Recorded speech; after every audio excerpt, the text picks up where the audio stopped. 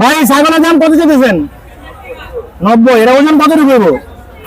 100 KG ওজনের ছাগলের দাম চাইতেছেন 80। 90,000 টাকা চাইতেছেন। কয়টা নিয়ে আসছিলেন ভাই? একটাই নিয়ে আসছিলেন। আপনার এই ছাগলের দাম কত বলতেছেন? 1 লাখ। এটা ছাগল না, যেন ছোটখাটো একটা গরুর বাছুর, অনেক উঁচা অনেক লম্বা, দুটা ছাগল পাশাপাশি কম্পেয়ার করা যায়। আপনারা কত দাম চাইতেছেন?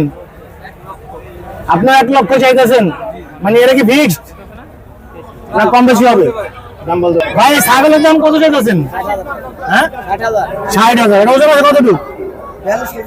42 কেজি ওজনের ছাগলের দাম 60,000 টাকা। কম বেশি আছে না?